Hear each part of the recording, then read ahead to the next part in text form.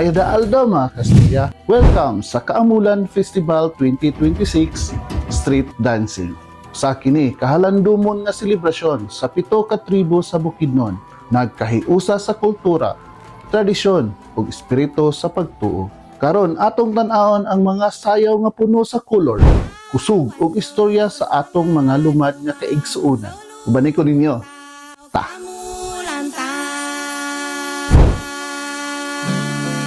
May buntag, kadlaon kayo ni Sayo Ginmi. Yes. Ako di ay si Mark Fontihada o sa head dance master diri sa Valencia. Contingent number 1. And then base sa among storyline, gikan kani gikuha namo sa Bukid Pantaron, sakop sa syudad sa Valencia. Dayon, base sa among storyline, sa unang panahon, sa wala pa nauso ang mga social media, yung nini, ang among storyline is nagbase sa mga babuyhas, pagpanginabuhi sa unang panahon. Dayon, base sa mga babuyhas, kung din naghiusa ang Talandig, Bukidnon o Manubo diri sa Tibok, Valencia. Mao kana nga tulo ka tribo ang gidala namo sa syudad sa Valencia. Salamat kayo.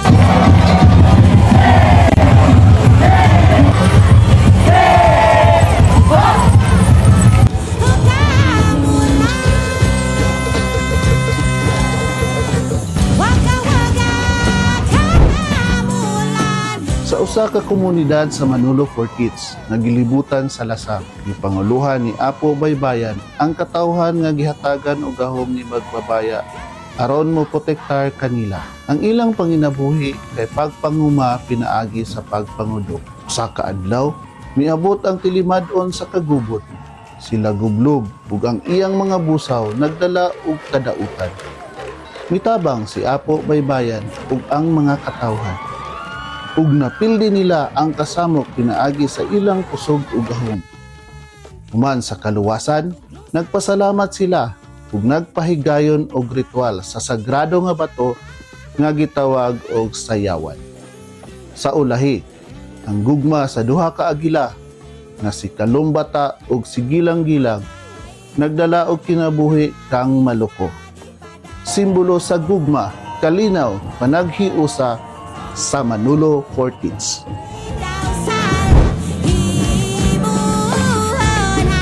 Daghang tuig ang milabay, ang dakong baha mitabon sa yuta.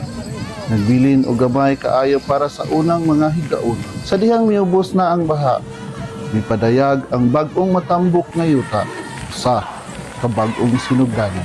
Nagampo sila kang magbabaya aron panalanginan ng yuta. Tungod sa ilang pagtuo, isaligan niya si Kalumbata sa pagdala sa binhi, simbolo sa kinabuhi ug kaabunda. Uba ni Boy Gahumon, ilang gitanong sa yuta, ug milambo kini, midaghan ang katawhan ug napuno sa kalipay. Pag lalom sa yuta, natandog ang karaang gahom, si Bakasan. Nagkasaba sa katawhan na pukaw ang iyang kasuko, nilihok siya ug nagdalag kalaglagan. Mitubag si Buoy Gahumon og gihangyo ang halas nga muhunong na.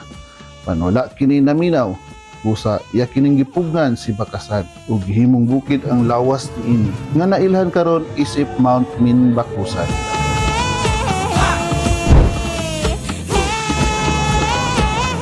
Kini si Dr. Geoffrey Mabukod, also known as Doc Otit, no? Deacon sa Municipality of San Fernando, the researcher of the storyline of the Municipality of San Fernando, contingent number 4, for Tiguanon and Matigsalong tribe. So, as a researcher, ang amo title sa among storyline is about Balimo-mo. Kompleto nga title is Balimo-mo, bigunog sa kinaiyahan, giayo sa tradisyon, ug ang iniusang pagbarog sa pagsulay. So, kani siya, story niyo sa kabata nga si Malimo-mo, ang iyang amahan, ginatawag naman kasi Dato Maraking, ang iyang mama ay si Dato si Boy Mangkumanoy. Sila nagpuyo dito sa Magkalungay. Si Malimo-mo, isa ka masupilong nga anak, o si Mangkumanoy, isa kainahan nga may gugmaon, o ang iyang amahan, si Dato Maraking, isa ka leader sa komunidad. Nagpakita po ang mga bata nga mo na nagbangkakawan, ang mga bata mo na nagpabilin sa tradisyon, ug dito nalumo ang higanting Siday Suhad. So mao nang gigunog sa kinaiyahan ug ang iniusang pagbarog uban sa mga bata ni Malimumo. So mao na ang storyline, no? Saving the culture of Tiguahanon and Matigsalog tribe. Padadayunan hakaaging sa unaging daw salang himuhon hagiya magsabuak kuyon paman hukamulan. Nagsubay sa istorya sa Pinaan Maloy. Bot pasabot, magsugot sa tanan niya ang Lake Pinamaloy, dili pa siya lake kaniadto. Nana sila binuhi nga kanang powerful nga ero, nga kanang si Pinaw si Maloy. Nakita ato karon dire nga kanang grabe ka kanang bitaw ang ilahang love team, pero sa tinuod lang wala gid sila happy ending kay nahimo ra gyapon sila og isda tungod sa iro nga gisumpa silang tanan.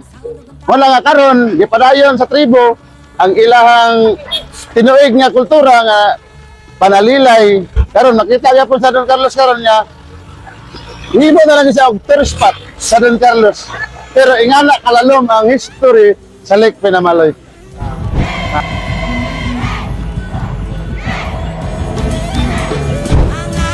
istorya haminadi padadayunan. Ang storyline sa Talakag is about sa baha and harvest, and we know that there are two mountains na makita sa only in Talakag, ang Mount Kitanglad o Mount Kalatungan. Naay nagtabo nga baha og na ang tibuok Talakag natabunan, and only sa tumuyo sa bukid natabunan po, pero adunay usa ka tanom ang nagpabilin, mao ang tanglad. So mo ni siyang gitawag og kitanglad, no? And aside po ana, ang story po namo is about sa bountiful harvest, and maro to siya. Kapaya-paya hamulan.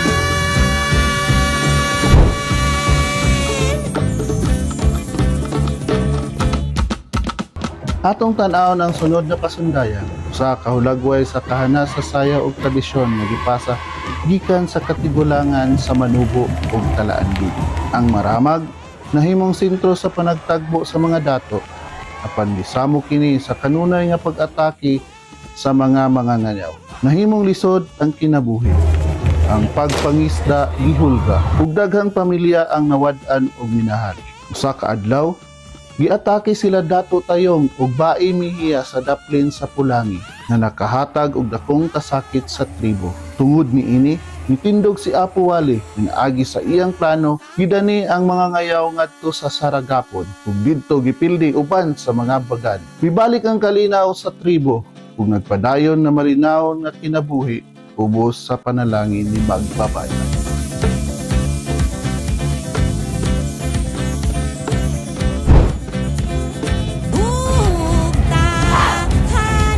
Malaybalay City is known for our native product, banig. So the storyline of the city of Malaybalay is about Bae Manunulam. A person from Malaybalay is very well known sa iyang mga design sa ato ang banig. So, the story is about the dream of the Bae that was messaged to her by Magbabaya that if the design of the banig called Binula-Bula will not be made, El Nino will come and a certain tragic activity or tragic phenomenon will come to the tribal community. But with the help of the tribal people, Bae Manunulam created the banig and the tragic phenomena will not be realized. So, the storyline of Malaybalay City is not just a reflection of the artistry and the story of the people of Malaybalay, but the story beyond the fate of the Bukidnon and Ilocos community to Magbabayan. Thank you so much.